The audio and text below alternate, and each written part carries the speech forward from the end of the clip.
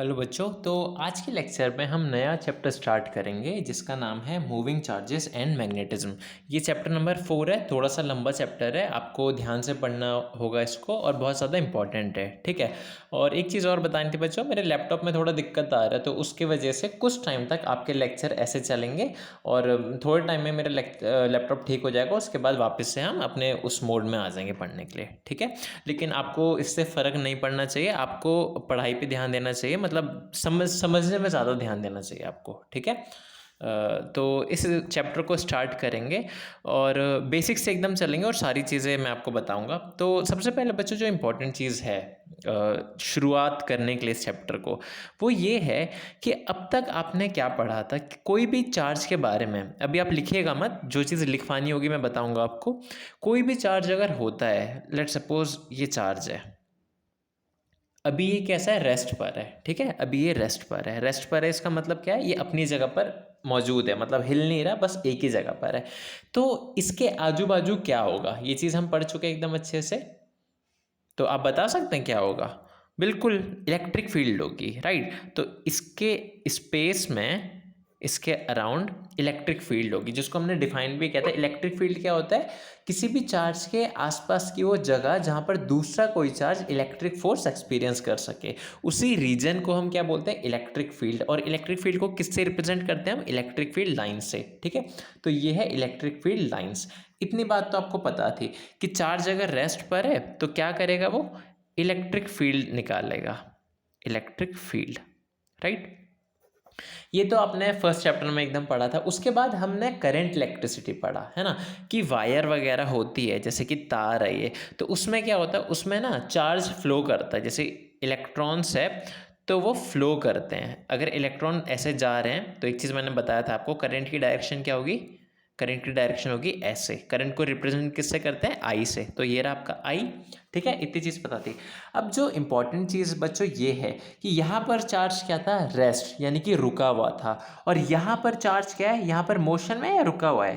Current है। Current का मतलब ही होता है चार्ज जब फ्लो कर रहा हो। तो यहाँ पर चार्ज अभी फ्लो कर रहा है, यानी कि चार्ज एक जगह से दूसरी जगह जा रहा है। तो यहाँ पर मैं क्या बोलूँगा? चार्ज रेस्ट पर है, मोशन में? चार्ज यहाँ पर मोशन में है ना। मोशन, मोशन रेस्ट तो आपको पता होगा। यहाँ पर रेस्ट पे था, यहाँ मौजूद था, एकदम इसी जगह पर था, हिल नहीं रहा था, अपनी जगह से अपनी पोजीशन में ही था। लेकिन यहाँ पर इलेक्ट्रॉन ऐसे जा रहे हैं, है ना, इलेक्ट्रॉन मोशन में। तो जब इलेक्ट्रॉन मोशन में या चार्ज जब मोशन में आता है तो इसके आसपास इलेक्ट्रिक फील्ड तो होगी, जैसे पहले थी, उस इलेक्ट्रिक फील्ड तो होगी, ठीक है, इलेक्ट्रिक फील्ड होगी। लेकिन इसके साथ साथ में एक चीज और होगी, और वो क्या होगी? वो होगी मैग्नेटिक फील्ड, मैग्नेटिक फील्ड। तो आपको समझ आया मैग्नेटिक फील्ड कब होती है?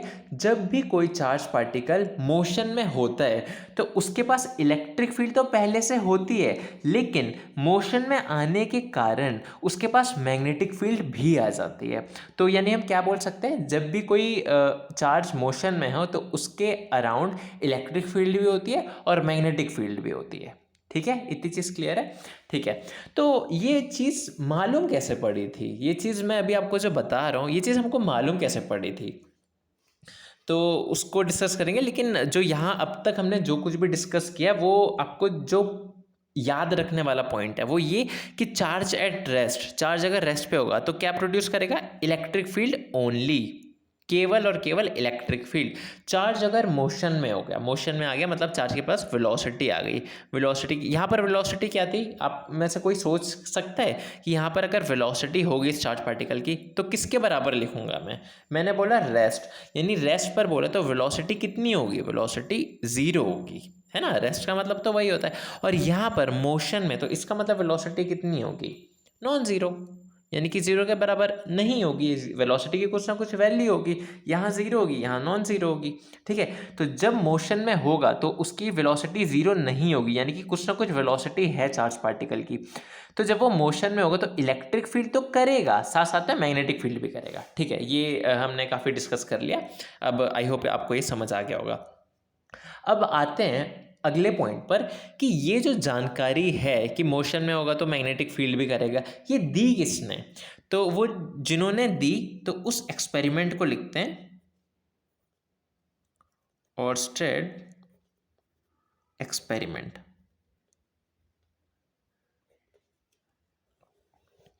ऑर्स्टेड एक साइंटिस्ट थे बच्चों।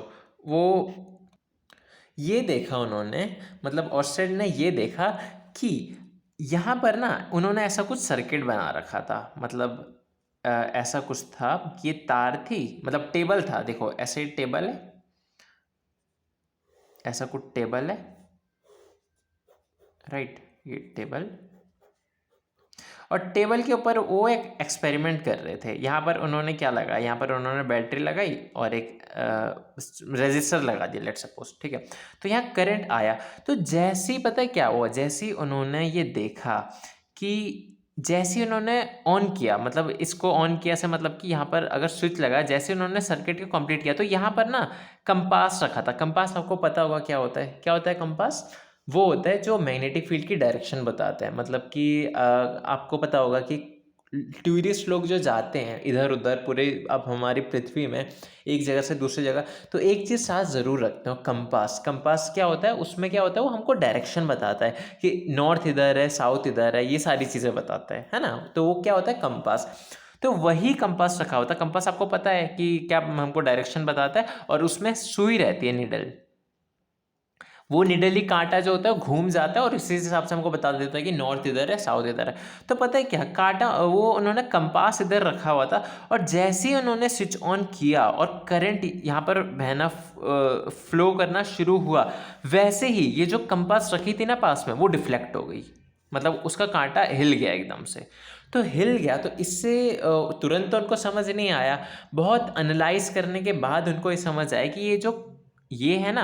उससे पहले एक चीज़ मैं आपको ये और बताना चाहता हूँ, ये जो कांटा होता है, कांटा जो हमको डायरेक्शन बताता है, वो बच्चों किस लिए बताता है पता है? पृथ्वी के रेफरेंस में बताता है। तो अर्थ की अपनी एक ऐसे कह सकते हो एनर्जी होती है, फील्ड होती है, अभी हम उसको भी डिस्कस करेंगे। तो वो जो फील्ड होती है ना, उसी हिसाब से चलता है। तो ये जो फील्ड होती है ना, इसको कहते हैं मैग्नेटिक फील्ड। तो मैग्नेटिक फील्ड के हिसाब से वो कांटा अपनी हमको दिशा बताता है। अब पॉइंट ये है कि यहाँ पर यही कंपास रखा हुआ था जो अर्थ की मैग्नेटिक फील्ड से डिफ्लेक्ट होता है। एक कंपास रखा था, जैसे इन्होंने स्विच ऑन किया कंपास हिल गया। कंपास अगर कंपास का निडल हिल गया, निडल हिला एक्चुअली, तो निडल अगर डिफ्लेक्ट हुआ उसका, इसको कहते हैं डिफ्लेक्ट। जब ऐसे कुछ चेंज होता है ना, तो उसको कहते हैं डिफ्लेक्ट। अगर डिफ्लेक्ट हुआ तो उनको तुरंत तो समझ नहीं आया, बहुत देर बाद उनको समझ आया कि यानी कि ये तार के आसपास में मैग्नेटिक फील्ड है ज़रूर, तभी तो ये कंपास हिला। अगर कंपास का निडल हिला, अगर मैग्नेटिक फील्ड नहीं होती तो निडल नहीं हिलता। वहीं से ये चीज़ समझ आई कि मैग्नेटिक, आप यहाँ लिख भी सकते हैं, मूविंग चार्ज और या फिर current carrying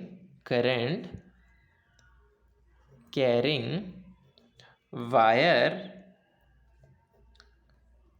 produces magnetic field around it। तो क्या लिखा हमने, मूविंग चार्ज बोलो या करंट बोलो, बात बराबर है, क्योंकि करंट कैसे आता है, चार्ज के मूव करने से ही आता है। मूविंग चार्ज और current carrying wire produces magnetic field around it. ठीक है, ये चीज़ उन्होंने देखी थी, है ना। तो ये जब उन्होंने देखा तो मैग्नेटिक फील्ड क्या होता है, तो हमने वही बताया कि मूविंग चार्ज के अराउंड जो फील्ड जनरेट होती है इलेक्ट्रिक फील्ड के अलावा, वो होती है मैग्नेटिक फील्ड। समझ आया? तो किससे डिनोट करते हैं इस मैग्नेटिक फील्ड को, आप ये भी लिख सकते हैं, it is denoted by B. किससे डिनोट करते हैं इसको, बी से डिनोट करते हैं, राइट। तो it is denoted by B. और इस बी, ये बहुत बी जो है बहुत ज़रूरी चीज़ है, ये जो मैग्नेटिक फील्ड है, इसको अभी हम सारी चीज़ देखेंगे, इसकी एसआई यूनिट क्या होती है, ये सारी चीज़ क्या होती है। ये मैग्नेटिक फील्ड है। इलेक्ट्रिक फील्ड के बारे में आप मेरे को एक बात बताइए, वो स्केलर क्वांटिटी थी, वेक्टर क्वांटिटी थी? इलेक्ट्रिक फील्ड, इसकी डायरेक्शन थी, हाँ, ये हमारी एक वेक्टर क्वांटिटी थी। सिमिलरली ये जो हमारी मैग्नेटिक फील्ड है वो भी क्या है, वेक्टर क्वांटिटी। तो इट की बात चल रही है यहाँ पर मैग्नेटिक फील्ड की, मतलब मैग्नेटिक फील्ड के बारे में लिख रहे हैं। It is a vector quantity, vector quantity. ठीक है, तो हमने कुछ कुछ चीज़ें जानी। सबसे पहले आपको डिफाइन करना है मैग्नेटिक फील्ड क्या होती है। Magnetic field current carrying wire के अराउंड का एक रीजन होता है। ठीक है, जहाँ पर आपको इतने बोलना है, करंट कैरिंग वायर के अराउंड का जो रीजन होता है उसी को मैग्नेटिक फील्ड कहते हैं। Magnetic field is the region around current carrying wire. ठीक है, it is denoted by B से डिनोट करते हैं, और ये एक वेक्टर क्वांटिटी है। ठीक है, तो हमने कुछ चीज़ें डिस्कस की, साथ में एक चीज़ और बोल देते हैं, इसकी एसआई यूनिट भी। इट्स एसआई यूनिट इज, इसकी जो एसआई यूनिट होती है वो क्या होती है, वो होती है टेस्ला। जो एक महान साइंटिस्ट थे निकोला टेस्ला, उनके नाम पे पड़ा था टेस्ला। ठीक है, तो टी। ओके, तो टेस्ला किसकी एसआई यूनिट होती है, मैग्नेटिक फील्ड की। ठीक है, तो ये चीज़ ध्यान रहे। इस पेज में आई होप आपको सारी चीज़, मतलब ये आपको लिखना है, हो सके तो ये भी लिख लीजिए। ठीक है, अंडरस्टैंडिंग के लिए ये भी बना लीजिए आप कि यहाँ पर चार्ज रेस्ट पर है तो electric field only, no magnetic field, no magnetic field, magnetic field नहीं है। यहाँ पर मोशन में तो इलेक्ट्रिक फील्ड है, साथ में मैग्नेटिक फील्ड भी है। और ऑर्स्टेड का एक्सपेरिमेंट जहाँ पर उन्होंने कंपास रखा था, एक्सप्लेनेशन नहीं आएगा आपके एग्जाम में ऑर्स्टेड के एक्सपेरिमेंट के बारे में, लेकिन ये चीज़ आपको जाननी ज़रूरी है कि क्या हुआ था एक्चुअल में। ठीक है, मैग्नेटिक फील्ड को बी से डिनोट करते हैं, ये एक वेक्टर क्वांटिटी होती है, और ये एसआई यूनिट इसकी टेस्ला होती है। इलेक्ट्रिक फील्ड के बारे में बच्चों, यहाँ हमने देखा था इलेक्ट्रिक फील्ड। इलेक्ट्रिक फील्ड का काम क्या था, इलेक्ट्रिक फील्ड असल में करता क्या था। यहाँ पर अगर लेट सपोज ये एक चार्ज है और इसके आजू बाजू में है इलेक्ट्रिक फील्ड, तो ये इलेक्ट्रिक फील्ड करेगा क्या, हम तो पढ़ चुके हैं। इलेक्ट्रिक फील्ड क्या करेगा, एक मैं चार्ज लाऊं, दूसरा चार्ज लाऊं यहाँ पर, तो ये जो इलेक्ट्रिक फील्ड होगी इस वाले चार्ज पर फोर्स लगाएगी, है ना। ये वाली इलेक्ट्रिक फील्ड जो होगी इस वाले चार्ज पर फोर्स लगाएगी। ये चार्ज कैसा होना चाहिए, रेस्ट और मोशन दोनों में हो सकता है, फिलहाल के लिए इतना समझिए। ये चार्ज रेस्ट पर है, ये भी चार्ज रेस्ट पर है, तो ये इस इलेक्ट्रिक फील्ड बनाएगी और इलेक्ट्रिक फील्ड लगाएगी फोर्स। कहने का मतलब मेरा ये है कि इलेक्ट्रिक फील्ड ने क्या किया, फोर्स लगाया। वैसे ही यहाँ पर भी मैग्नेटिक फील्ड का कुछ काम होगा, मैग्नेटिक फील्ड भी फोर्स लगाएगी। अब थोड़े से अलग तरीके से लगाएगी, उसको अब हम डिस्कस करते हैं नेक्स्ट स्लाइड में। ठीक है, तो यहाँ पर आप हेडिंग लिखिएगा, force on a moving charge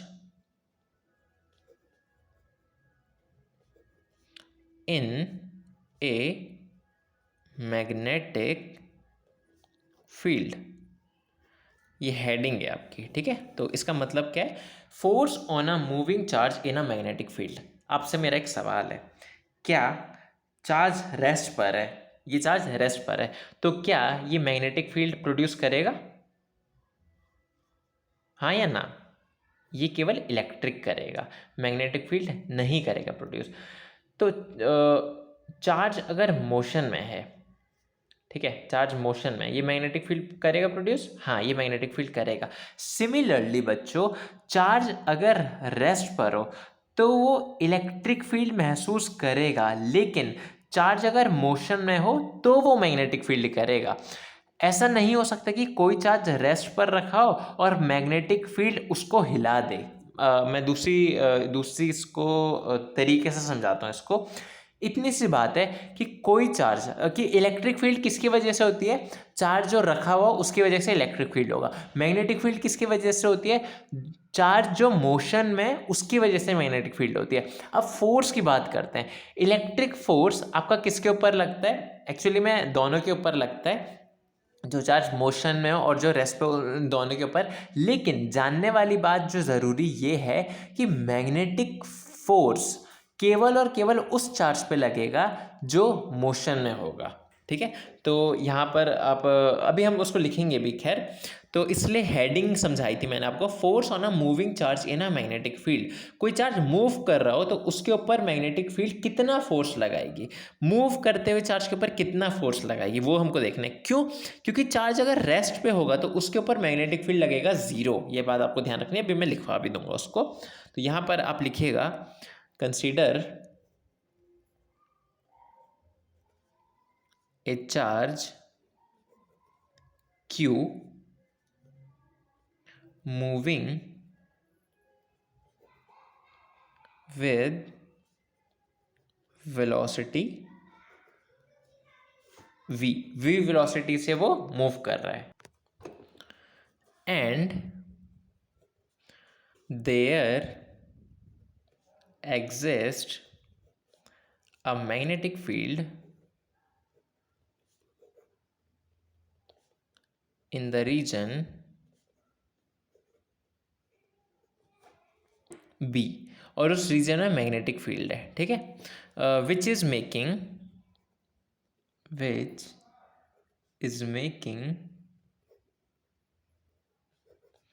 an angle theta with the velocity.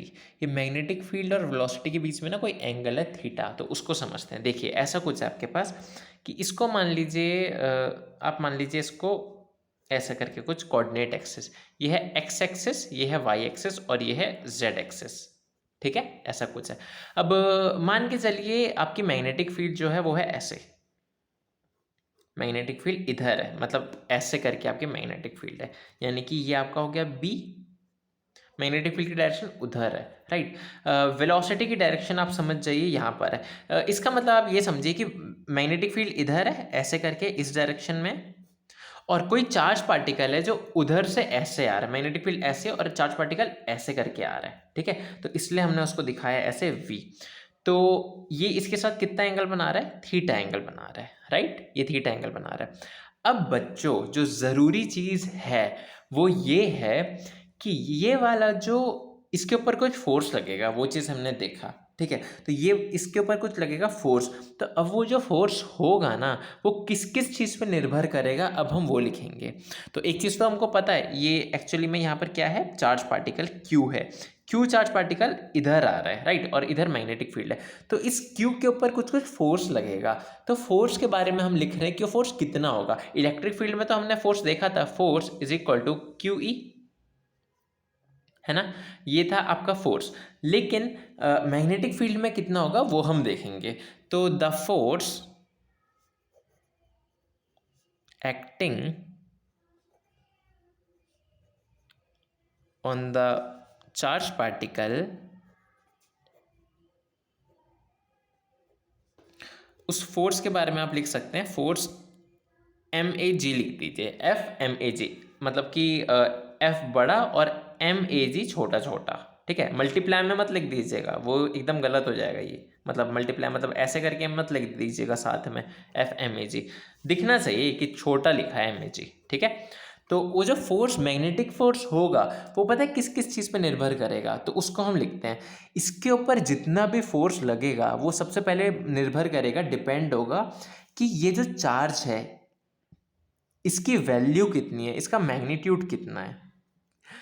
Charge ज़्यादा होगा तो ज़्यादा फोर्स लगेगा, चार्ज ये कम होगा तो कम फोर्स लगेगा, ठीक है। पहली चीज़ ये। दूसरी चीज़, इस चार्ज पार्टिकल की वेलोसिटी कितनी होगी। वेलोसिटी अगर ज़्यादा तो इसके ऊपर फोर्स ज़्यादा, वेलोसिटी अगर कम तो फोर्स कम। तो F magnetic depends on velocity. तीसरी चीज़, अगर ये जो मैग्नेटिक फील्ड B है ये अगर ज़्यादा हुई तो फोर्स भी ज़्यादा होगा, क्योंकि फोर्स तो यही लगा रही है ना, ये B ज़्यादा होगी तो फोर्स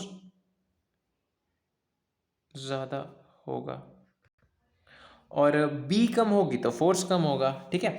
तो यानी कि ये जो मैग्नेटिक फोर्स है वो निर्भर करेगा B पे, ठीक है। इन तीनों चीज़ पे डिपेंड कर रहा है, चार्ज पे, उसकी वेलोसिटी पे, और जो मैग्नेटिक फील्ड है उस पे भी एक और चीज़ पे डिपेंड कर रहा है बच्चों। वो आप सोच सकते हैं, मैं बताता हूँ आपको।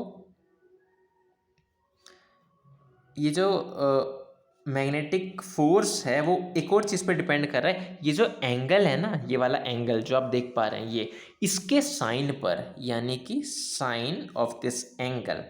तो इन सबको कंबाइन कर देते हैं, कंबाइनिंग दिस फोर, इन चारों को कंबाइन करेंगे तो हमको क्या मिलेगा, मैग्नेटिक फोर्स जो है वो सब पे डायरेक्टली ऐसे निर्भर कर रहा है, Q V B sine theta. ठीक है, तो यहाँ से आप प्रोपोर्शनलिटी का कांस्टेंट का के लगा देंगे। एक चीज़ मैंने आपको हमेशा बताई है, ये प्रोपोर्शनलिटी का जो सिंबल है इसको हटा के इक्वल टू डाल के एक के लिख देंगे, Q V B sine theta. और के की वैल्यू ना 1 होती है यहाँ पर। ठीक है, तो हमारा जो मैग्नेटिक फोर्स का फॉर्मूला आ जाता है, एफ एम लिख सकते हैं, आपकी मर्जी है वो, Q V B sine theta. बहुत इंपॉर्टेंट फार्मूला, बहुत ज़्यादा इंपॉर्टेंट फार्मूला। ठीक है, तो ये है मैग्नेटिक फोर्स का फॉर्मूला कि किसी भी मैग्नेटिक फील्ड में कोई चार्ज पार्टिकल क्यू अगर वी वेलोसिटी के साथ थीटा एंगल पे, जहाँ वेलोसिटी और मैग्नेटिक फील्ड के बीच में एंगल थीटा है, उसके ऊपर जो फोर्स लगेगा उसकी वैल्यू ये होगी। ठीक है, इसको वेक्टर फॉर्म में भी हम लिख सकते हैं एक्चुअली। तो ये जो फोर्स होगा वो किसके इक्वल होगा, वो होगा क्यू वी क्रॉस बी। ये वी क्रॉस बी क्या है बच्चों, ये क्रॉस प्रोडक्ट है टू वेक्टर का। इसको जब एक चीज़ मैंने आपको बताई थी, ए क्रॉस बी आप करोगे, इसका मैग्नीट्यूड लोगे तो किसके इक्वल आता है, ए बी साइन थीटा। तो ए बी साइन थीटा को ना हम ए क्रॉस बी लिखते हैं, right. A B sine theta, दो वेक्टर अगर ए और बी है, A into B into sine theta ना, तो उसका मतलब होता है ए क्रॉस बी। तो वही यहाँ पर v और b वेक्टर क्वांटिटी थी, इनके बीच में एंगल थीटा था, तो v b sine theta v cross b हो जाएगा। ठीक है, ये चीज़ ध्यान रखनी है, ये भी फॉर्मूला बहुत ज़्यादा इंपॉर्टेंट है। ठीक है, तो ये फॉर्मूला आपको याद रखना है, बहुत ज़्यादा इंपॉर्टेंट है। अब बच्चों ये पॉइंट है कि फोर्स तो हमने देख लिया, मैग्नीट्यूड तो हमने देख लिया, और वेक्टर फॉर्म में भी देख लिया। इस फोर्स की डायरेक्शन क्या होगी ये तो बताओ, क्या फोर्स मैग्नेटिक फील्ड की डायरेक्शन में लगेगा? क्योंकि इलेक्ट्रिक फील्ड के केस में हमने क्या देखा था, ये अगर चार्ज है और इलेक्ट्रिक फील्ड ये ऐसे बना रहा है, ऐसे ई, तो इसके ऊपर जो फोर्स होगा, कोई दूसरा चार्ज पार्टिकल हम लाए, इसके ऊपर फोर्स किधर लगेगा, मैग्नेटिक इलेक्ट्रिक फील्ड की ही डायरेक्शन में लगेगा, राइट। इलेक्ट्रिक फील्ड इधर तो फोर्स भी उधर, मतलब पॉजिटिव चार्ज है तो फोर्स इधर, और नेगेटिव चार्ज है, यहाँ नेगेटिव चार्ज है तो इलेक्ट्रिक फील्ड की उल्टी दिशा में फोर्स लगेगा। ये चीज़ आपको पता थी। यहाँ पर क्या सीन होगा, यहाँ पर इसको हम डिस्कस करते हैं। ठीक है, तो यहाँ पर हम लिखेंगे direction of magnetic force. Magnetic force की डायरेक्शन हम देखेंगे, तो उसकी डायरेक्शन पता है हम कैसे निकालते हैं बच्चों, यहाँ पर लिखिएगा, इट इज़ गिवन बाय, सीधा लिख सकते हैं, राइट हैंड थंब रूल। ठीक है, राइट हैंड थंब रूल क्या होता है, right hand, actually not, it's right hand rule only, I am sorry, right hand rule. Okay, right hand rule. तो इसकी मैग्नेटिक फोर्स की डायरेक्शन राइट हैंड रूल से दी जाती है। अब राइट हैंड रूल क्या है मैं आपको वो एक्सप्लेन करता हूँ। देखिए, राइट हैंड रूल आपका ये है कि वेलोसिटी, मान के चलिए हमने माना था बी ऐसे था, मैग्नेटिक फील्ड ऐसे था, वेलोसिटी ऐसे थी, और एंगल ये वाला था ऐसे। तो राइट हैंड रूल बच्चों आपका ये कहता है कि आपको ना अपना राइट हैंड आ रहा है ना, तो राइट हैंड लीजिए, वहाँ पर अब फोर्स का क्या था, एक्चुअली फोर्स का फॉर्मूला क्या था, F is equal to Q V cross B, है ना, ये था। यहाँ से जो हमको डायरेक्शन कैसे पता पड़ेगी, आपको क्या करना है, अपना हाथ लेना, राइट हैंड लेना है, राइट हैंड को ऐसे करके रखना है, आप देख पा रहे होंगे। तो ये जो आपकी 4 उंगलियां हैं बच्चों, सबसे पहले आपको जो 4 उंगली है ये किस दिशा में करना है, वेलोसिटी की दिशा में करना है।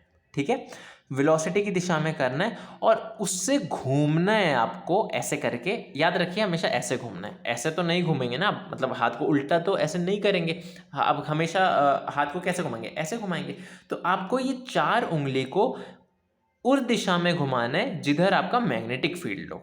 ठीक है, याद रहे, ऐसे भी बोल सकते हैं, जो थीटा है ना उसकी दिशा में करना है। थीटा आपका ऐसा है ना, अच्छा एक चीज़ और, थीटा आपका ऐसा है ना तो आपको थीटा की डायरेक्शन में होना है। यहाँ तो दो एंगल बन रहे हैं, एक थीटा ये और एक ये वाला, तो याद रहे 180 से छोटा वाला जो है ना उसको हमको लेना है।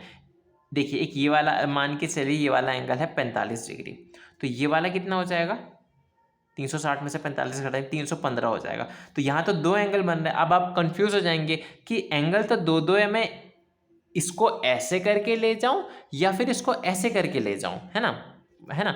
तो जो छोटा वाला एंगल है ना बच्चों, दोनों में से जो छोटा वाला एंगल है ना, ज़्यादा कंफ्यूजन आपको इसमें होगी नहीं, आपको सीधा सीधा दिख जाएगा कि ये छोटा सा एंगल है, बस इसकी तरफ ले जाओ। ठीक है, तो इसको हटा देते हैं। तो यहाँ से V से B की दिशा में गए, है ना, V से B की दिशा में गए। एक और एग्जाम्पल लेता हूँ, मान के चलिए आपका है ये है B, ये है V, ये रहा थीटा।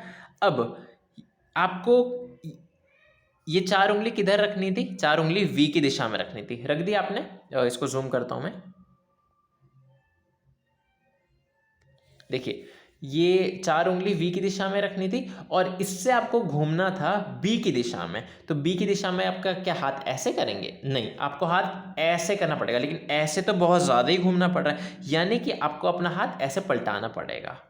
ठीक है, आपको अपना हाथ ऐसे पलटाना पड़ेगा। यहाँ से अब आप देखिए, पलटाने के बाद आप सीधा सीधा ऐसे जा पा रहे हैं छोटे एंगल से। तो बच्चों आपको पहली चीज़ ये करना है कि V से B कैसे जाना है, मेरे को सीधे हाथ से जाना है या उल्टे हाथ से जाना है, समझ आया। देखिए ऊपर वाले एग्जाम्पल में आप सीधे हाथ से ऐसे करके जा रहे थे, ऐसे V देन B, लेकिन इस वाले में देखिए आप यहाँ से करके ऐसे नहीं जाना, आपको हमेशा कर्ल करना है। कर्ल करने के लिए तो ये तो बड़ा वाला एंगल की तरफ घूम रहा है, आपको तो इस एंगल की तरफ घूमना था, V से B जाना था, हमेशा V से B जाना है। तो ऐसे तो उल्टा जा रहे हैं ना, आपको ऐसे जाना, तो यानी कि आपको अपना ये हाथ ऐसे करना पड़ेगा। ऐसे जब आप हाथ करेंगे तो ये ऐसे जा रहा है, उसके बाद जो आपके अंगूठे की दिशा होगी ना बच्चों, वही आपकी फोर्स की दिशा होगी। ठीक है, जो अंगूठे की डायरेक्शन होगी ना, वो आपका असल में ये फोर्स की डायरेक्शन होगी, समझ आया। तो फोर्स की डायरेक्शन कैसे देते हैं, राइट हैंड रूल से। तो आप इसको ये कॉपी में बनाइएगा। मान के चलिए ये है आपका प्लेन, ये प्लेन है, यहाँ पर ये है मैग्नेटिक फील्ड ऐसे, वेलोसिटी है ऐसे, ये है एंगल थीटा। तो मेरे को एक बात बताइए, यहाँ पर एक्चुअली वेलोसिटी वेलोसिटी क्या होगी, फोर्स की डायरेक्शन कैसे जाना है आपको, हाथ ऐसे करेंगे क्या, नहीं। देखिए सबसे पहले आपको ये चार उंगली वेलोसिटी की डायरेक्शन में करना है, यानी कि इसको अगर मैं थोड़ा रोटेट कर दूं तो ये रहा वेलोसिटी की डायरेक्शन में। ठीक है, और वहाँ से मैं घूम रहा हूँ बी की डायरेक्शन में, है ना, देखो ये वेलोसिटी और मैं घूम रहा हूँ बी की डायरेक्शन में। तो मेरा अंगूठा किधर हो रहा है, अंगूठा जा रहा है उधर आपकी दिशा में, मतलब पेज से बाहर जा रहा है या पेज में घुस रहा है। देखिए पेज से बाहर जा रहा है या पेज, एक्चुअली यस, पेज से बाहर जा रहा है, पेज में घुस रहा है। फिर से देखिएगा, वी इधर और ये इधर, वी इधर और बी ऐसे जा रहा हूँ, तो अंगूठा आपका बाहर जा रहा है, यानी कि पेज से ये बाहर की तरफ जा रहा है। तो ये हो गई आपकी फोर्स की डायरेक्शन। ठीक है, क्या होगा यहाँ पर फोर्स की डायरेक्शन, इसको क्या बोलेंगे, आउटवर्ड है या इनवर्ड है, बाहर जा रहा है, आउटवर्ड। बच्चों जो आउटवर्ड है ना, इसके लिए हमने अलग से एक सिंबल बना रखा है। इसका सिंबल जो है, आउटवर्ड का जो सिंबल है, जो मतलब बाहर आ रहा है ऐसे, आउटवर्ड नाम से पता पड़ रहा है ना, इसका जो सिंबल है वो है डॉट। तीर की तरह आप देखिए, आपके पास अगर तीर कमान हो और उस तीर से आप अगर छोड़ेंगे तो आपकी तरफ अगर वो तीर आएगा तो आपको क्या दिखेगा, तीर अगर आपकी तरफ आ रहा हो, तीर कमान वाला, तो आपको उस तीर का क्या दिखेगा, आपको उस तीर का केवल और केवल ये बिंदु दिखेगा। यानी कि बिंदु अगर डला रहे तो आपको समझना है ये पेज से अंदर से बाहर आ रहा है। मतलब मैं अगर आपके लिए एक होल करता हूँ तो आपको थोड़ा मज़ा आएगा। ये ऐसे करके आ रहा है, देख रहे हैं आप, अंदर से ऐसे करके बाहर आ रहा है, राइट, तभी छेद होगा, ऐसे करके बाहर आ रहा है और ऐसे करके निकल जा रहा है। तो इसको हम डॉट से दिखाते हैं, डॉट के बाद सर्कल बना देते हैं, तो समझ जाते हैं कि कोई चीज़ अंदर से बाहर आ रही है। ठीक है, लेकिन दूसरी तरफ अगर आपका मान के चलिए बी है ऐसे, मतलब वी ले लीजिए, इधर वी है ऐसे और ये है बी ऐसे, ठीक है। अब ये है एंगल थीटा, ठीक है, ये प्लेन है ऑब्वियसली हमारा। तो अब देखिए आप हमेशा आपको थीटा किधर रोटेट करना है, वी से बी। एक काम कीजिएगा, आप एरो हमेशा मार दीजिएगा, वी से बी में एरो मार दीजिएगा, तो आपको उंगली उधर ही घुमानी है। वी से बी में एरो इधर, वी ये रहा, बी ये रहा, उंगली आपको ऐसे घुमानी है। तो कैसे घुमाएंगे, ऐसे करके तो नहीं हो पाएगा, आपको ऐसे करना पड़ेगा, ये रहा वी और बी आपका घूम रहा है इधर, तो अंगूठा आपका किधर जा रहा है, अंगूठा नीचे जा रहा है, यानी कि ये है नीचे इधर, तो यानी कि फोर्स जो है वो इधर लग रहा है, राइट, वेक्टर साइन। फोर्स जो है आपका नीचे की तरफ लग रहा है, तो ये क्या है, यानी कि अंदर की तरफ ऐसे करके जा रहा है, राइट। तो आप अगर तीर कमान छोड़ेंगे तो आपसे अगर दूर जा रहा होगा, तीर कमान दूर जा रहा होगा, तो आपको क्या दिखेगा, पीछे वाला पार्ट दिखेगा उस तीर कमान का। पीछे वाला पार्ट कैसा दिखता है, क्रॉस नहीं दिखता, क्रॉस दिखता है ना, तीर के पीछे वाला पार्ट क्रॉस दिखता है। तो वो क्या होता है, वो होता है इनवर्ड, मतलब पेज में अगर कोई चीज़ घुस रही हो तो वो है इनवर्ड, उसका सिंबल बनाते हैं ऐसे। समझ आया। तो ये था, काफ़ी इंपॉर्टेंट पॉइंट था। आगे की चीज़ें हम नेक्स्ट क्लास में करेंगे। आई होप आपको ये सारी चीज़ें समझ आई होगी। आपको राइट हैंड रूल यूज़ करना आना चाहिए, ठीक है। आज के लिए इतना ही करते हैं। Thank you so much for watching.